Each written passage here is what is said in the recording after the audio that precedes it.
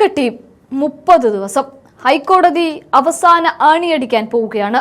സ്വർണ്ണക്കൊള്ള വിഷയത്തിൽ അടുത്തതാര്, എന്ത്, എങ്ങനെ ചോദ്യങ്ങൾ ഇങ്ങനെ അനവധി നിരവധി നിറയുകയാണ്. പക്ഷേ അയ്യപ്പന്റെ ദ്വാരപാലക ശില്പത്തിൽ നടന്ന കൊള്ളയിൽ നിന്നും ആ കേസ് അന്വേഷിച്ചു തുടങ്ങിയ SIT പിന്നീട് കട്ടിളപ്പാളിയിലെ സ്വർണവും അടിച്ചുമാറ്റി എന്ന് കണ്ടെത്തുന്നു. തൊട്ടു പിന്നാലെ അന്വേഷണം കട്ടിളപ്പാളിയുടെ പിന്നാലെ പോകുന്നു. പക്ഷേ അവിടെയാണ് വീണ്ടും ട്വിസ്റ്റ് സംഭവിക്കുന്നത്. കൊടിമരത്തിലും അട്ടിമറികൾ നടന്നിട്ടുണ്ട് എന്ന്. അങ്ങനെ ഒന്നിൽ നിന്ന് മറ്റൊന്നിലേക്ക്, മറ്റൊന്നിൽ നിന്ന് വീണ്ടും മറ്റൊന്നിലേക്ക് ഇങ്ങനെ നീളുകയായിരുന്നു സ്വർണ്ണക്കൊള്ളയുടെ നീണ്ടകാല ചരിത്രം. പക്ഷേ ഇവിടെ CPM-നെയും മുഖ്യമന്ത്രിയെയും ഒരുപോലെ പ്രതിക്കൂട്ടിലാക്കിയത് ദ്വാരപാലക ശില്പത്തിലെ സ്വർണം മുച്ചൂടെ കട്ടുകൊണ്ട് പോയപ്പോഴായിരുന്നു. ഹൈക്കോടതി ഓരോ തവണയും അന്വേഷണ സംഘത്തെ നിരീക്ഷിക്കുകയും ഏത് വൻ തോക്കുകളായാലും ശരി പിടിച്ച് അകത്തിടാമെന്ന് കട്ടായം പറയുകയും ചെയ്തു. ഇതോടെയാണ് പത്മകുമാറും വാസുവും ഒക്കെ അകത്തായത്.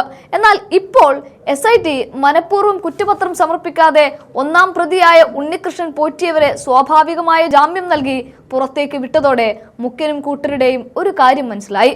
തങ്ങൾ തയ്യാറാക്കിയ ഒരു തിരക്കഥ ഏകദേശം സെറ്റായി എന്ന്. അതോടെ ഇപ്പോഴിതാ കൊടിമരക്കേസിലെ ക്രമക്കേട് കണ്ടെത്താനായിട്ട് വിജിലൻസിനെ ചുമതലപ്പെടുത്തി പ്രത്യേക അന്വേഷണ സംഘത്തെ തന്നെ നിയമിക്കുകയാണ്. ഇവിടെയാണ് പിണറായി എന്ന മുഖ്യമന്ത്രിയുടെ കുരുട്ടുബുദ്ധി തെളിയുന്നത്. 2017 UDF ഭരണകാലത്ത് കൊടിമര പുനഃപ്രതിഷ്ഠയിൽ വിജിലൻസ് പ്രാഥമിക അന്വേഷണം വേണമെന്നാണ് പറയുന്നത്.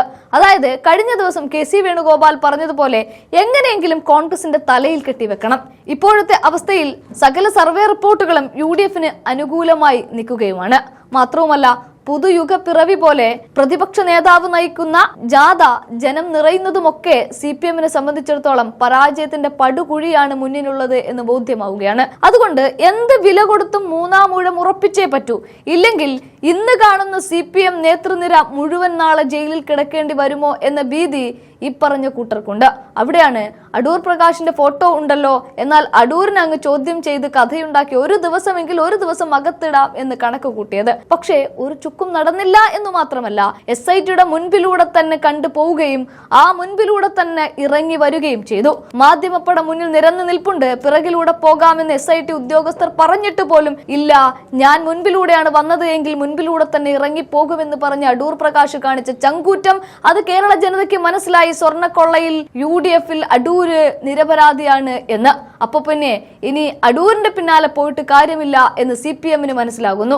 അവിടെയാണ് ആ പഴയ കൊടിമരമുണ്ടല്ലോ എന്ന് ഓർക്കുന്നത്. ഓർക്കണം, ദ്വാരപാലക ശില്പം അടിച്ചുമാറ്റിയ കൊള്ള സംഘത്തിന് നേർക്ക് സമർപ്പിക്കാൻ കുറ്റപത്രം ഇല്ലാതെയാണ് ഓരോരുത്തരായി പുറത്തിറങ്ങുന്നത്. അപ്പോഴാണ് കൊടിമര ക്രമക്കേട് അന്വേഷിച്ച് 30 ദിവസം കൊണ്ട് തീർപ്പ് കൽപ്പിക്കണമെന്ന് പറയുന്നത്. തീർത്തും രാഷ്ട്രീയ പകപോക്കൽ. പക്ഷേ ജനം ഇത് തിരിച്ചറിഞ്ഞിട്ടുണ്ട് എന്നുള്ളതാണ്. കാരണം എന്താ, വരാനിരിക്കുന്ന തെരഞ്ഞെടുപ്പിന് 60 ദിവസത്തോളം ഉള്ളപ്പോൾ 30 ദിവസം കൊണ്ട് പിണറായി വിജിലൻസ് അന്വേഷിച്ചാൽ ഏതെങ്കിലുമൊക്കെ കേസിൽ ഒരു കോൺഗ്രസ് നേതാവിനെങ്കിലും അകത്തിടാൻ പറ്റും. അതാണ് പ്ലാൻ. ABCD എന്ന് പറഞ്ഞ പ്ലാനുകൾ ഇങ്ങനെ തയ്യാറാക്കി വെച്ചിരിക്കുകയാണ് ഇപ്പറഞ്ഞ AKG സെന്ററിൽ. അതാണ് ഇപ്പോൾ നമ്മൾ കണ്ടുകൊണ്ടിരിക്കുന്നത്. ചുരുക്കി പറഞ്ഞാൽ ശബരിമല കൊടിമര പുനഃപ്രതിഷ്ഠ കേസിൽ ഹൈക്കോടതി ഒരു ഇടക്കാല ഉത്തരവ് പുറത്തിറക്കുന്നുണ്ട്. പ്രാഥമികമായ അന്വേഷണത്തിനാണ് ഈ ഹൈക്കോടതി ഉത്തരവ് നൽകുന്നത്. എന്താണ് കേസ്?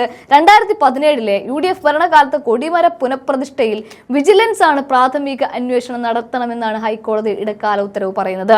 വിജിലൻസ് ഡയറക്ടർ പ്രത്യേക ടീം രൂപീകരിക്കണമെന്നും പ്രാഥമിക അന്വേഷണം 30 ദിവസത്തിനകം പൂർത്തിയാക്കണമെന്നും ഒക്കെ ഹൈക്കോടതി പറയുന്നുണ്ട്.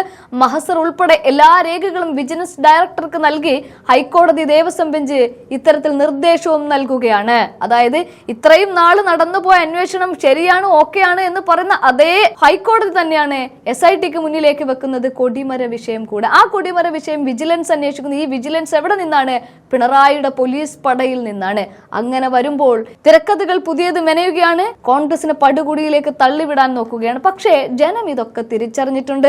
വരാനുള്ള 60 ദിവസങ്ങളിൽ നടക്കാൻ പോകുന്ന തെരഞ്ഞെടുപ്പിന് മുന്നോടിയായിട്ടുള്ള ഒരു 30 ദിവസം കൊണ്ട് ഇതൊന്നും തീർപ്പ് കൽപ്പിക്കാൻ പറ്റില്ല എന്ന് തന്നെ ഉറപ്പിച്ചു പറയാം.